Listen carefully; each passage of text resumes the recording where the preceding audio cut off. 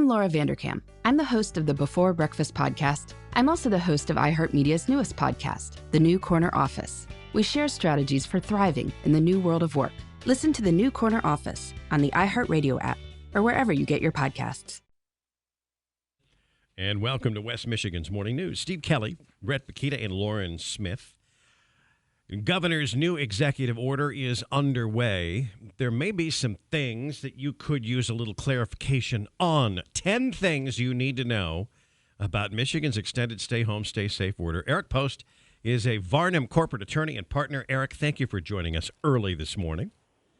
No problem. So some of the 10 of your specifics are, when the order went into effect and what punitive things are in it that weren't before. It's still a $500 fine or punishable for 90 days in jail.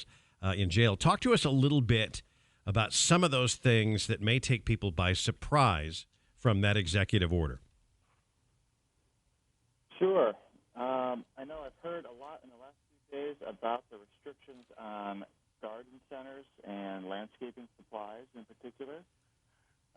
That's a clarification in this new law that a lot of people are not, at the very least, confused by, and many do not agree with that.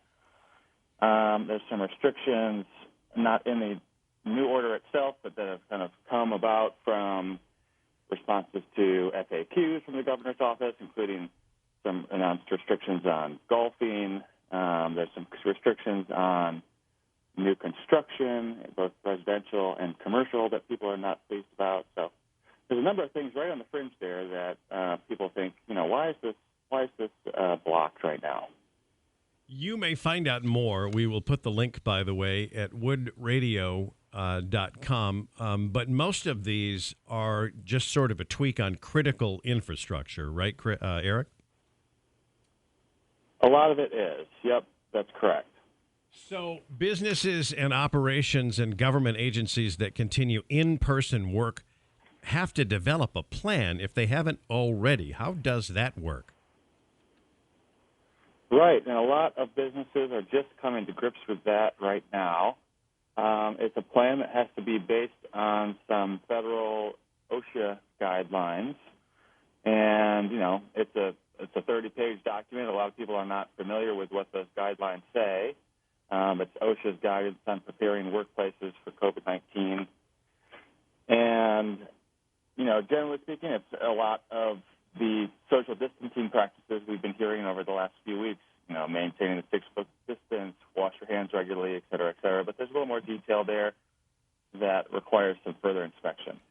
In specific, when you talk about social distancing, now the number of customers in a store needs to be monitored more closely, so there are specifics there too?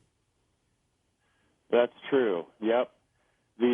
Particularly these retail operations that are continuing in-person business, it depends on the size of your store.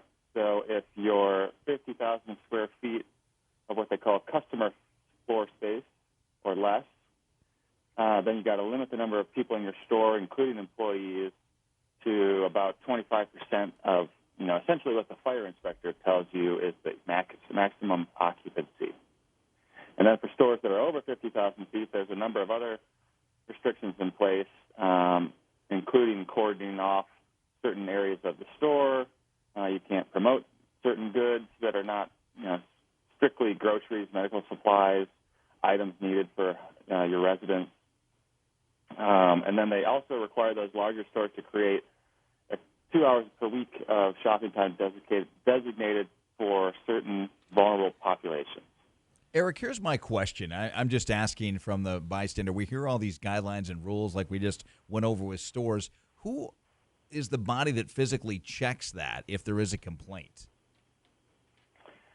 At first, it was the Attorney General's office here in Michigan, and they got flooded with calls and complaints and emails at the very beginning when this order went into effect, and they passed that responsibility along to local law enforcement, which really has come down to the county sheriff's departments.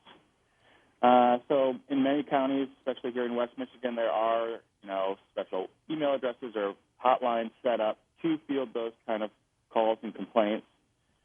But we've seen kind of a mixed bag in terms of enforcement, depending on where you're located, depending on and sometimes how high profile your business is and the traffic it's getting. So it's really been a mixed bag in that regard.